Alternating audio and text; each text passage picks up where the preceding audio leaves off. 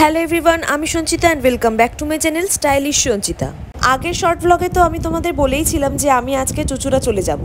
সকাল থেকে আমার আর মায়ের মন খারাপ, আর জানো তো আমাদের ছোট্ট সোনাটারও মন খারাপ। আজকে সকাল থেকে সোনা বেশি হাসছে না। ওরা ছোট হলে কি হবে, ওদের মনেও কিন্তু অনেক বেশি ফিলিংস আছে। ওরাও বুঝতে পারে যে আজকে আমার মা আর দিদুনের মনটা অনেক খারাপ। সত্যি দেখতে দেখতে 10 মাস কেটে গেল মায়ের কাছে আছি।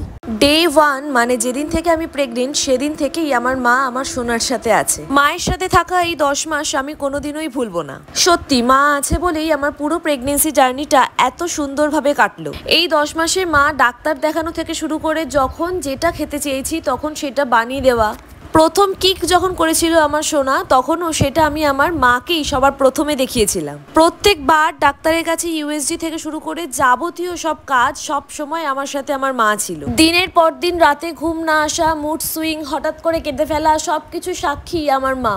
সুপ্রতিম যেহেতু কাজের সূত্রে উড়িষ্যা থাকে তাই ও সবসময় আসতে পারতো না, শুধু কাজের ছুটি হলে রবিবার সোমবার দেখে আসতো।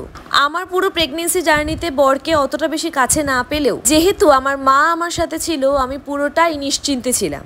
আর সোনা হয়ে যাওয়ার পরও প্রত্যেকটা রাত জাগাতে আমার মা আমার সাথে ছিল। কিভাবে একটা ছোট বাচ্চাকে ধরতে হয়, কিভাবে স্নান করাতে হয়, একটা ছোট বাচ্চা কি বলতে চাইছে কিভাবে বুঝবো, সবটাই আমার মা আমাকে শিখিয়েছে। আর এই পোস্টপার্টাম জার্নিতে যখন হঠাৎ করেই মাঝে মাঝে নিজের প্রতি রাগ চলে আসতো তখন হঠাৎ করেই ঝগড়াও করেছি আমি আমার মায়ের সাথে। আর আমার মা বলতো, আমি বুঝি তোকে, বাচ্চা হয়ে যাওয়ার পর সবাই এই ফেজটা দিয়ে যায়, এটা ঠিক কেটে যাবে। কথায় আছে না যে ভগবান প্রত্যেক ঘরে ঘরে যেতে পারে না, তাই ভগবান প্রত্যেক বাড়িতে একজন করে মা পাঠায়। আর আমার কাছে আমার ভগবানই হলো আমার মা।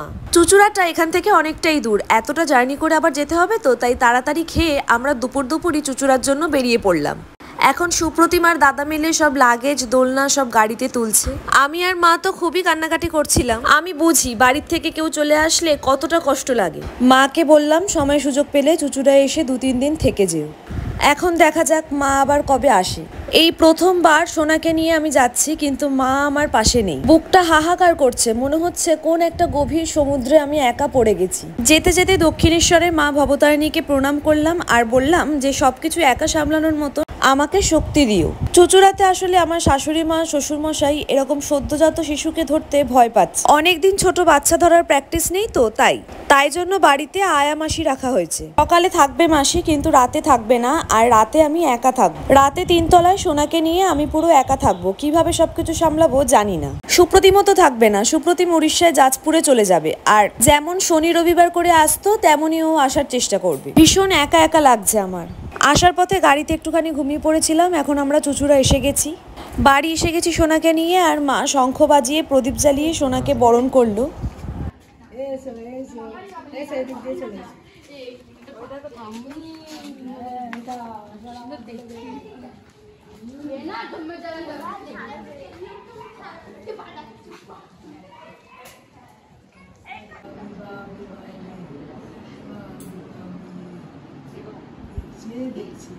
সোনাকে দেখে ঠাম্মি দাদু খুব খুশি। সোনাকে ওর ঠাম্মির কাছে 1 তলায় রেখে আমি এখন 3 তলায় চলে আসছি ড্রেস ছাড়তে। আর এই যে এইটা হলো আমার ঘর। দীর্ঘ 10 মাস পর এই ঘরে আসা। সুপ্রতিমের চাকরি সূত্রে আমরা যেহেতু বাইরে থাকি তাই বছরে 15-20টা দিনই মাত্র এই ঘরে থাকা হয়। আর এই ঘরে এলেই আমার প্রত্যেকটা স্মৃতি মনে পড়ে যায়। এই ড্রেসিং টেবিল, খাট, আলমারি আমি মা বাপি 3 জনে পছন্দ করে কিনেছিলাম। আর সব জিনিসগুলো এমনি এখানে পড়ে আছে, বাড়িতে আসলে তখনই ব্যবহার করা হয়। ঘরে ঢুকেই সবার প্রথমে আলমারি থেকে একটা বেড কভার বের করে নিলাম, আর এখন বেড কভারটা খাটে পেতে দেবো। প্রত্যেকবার বাইরে চলে যাওয়ার আগে আমি সব কেচে কুচিয়ে আলমারিতে তুলে রাখি। আর যে বেড কভারটা খাটে পাতা থাকে সেটা 10 মাস ধরে খাটে পাতাই থাকে, তাই এসেই সঙ্গে সঙ্গে বেড কভারটা তুলে নতুন বেড কভার পেতে দিই। ঘরে এসে সবার প্রথমে আমার এটাই কাজ থাকে যে নতুন বেড কভার পাতা, বালিশের ওয়্যারগুলো পাল্টানো।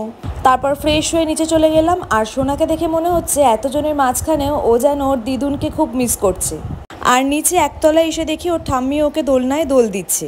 এইভাবেই আজকের দিনটা কাটলো। আর এই ভিডিওটা এখানেই শেষ করলাম। যদি ভিডিওটা ভালো লেগে থাকে তাহলে অবশ্যই একটা লাইক করো আর আমার চ্যানেলকে সাবস্ক্রাইব করতে ভুলো না। টাটা।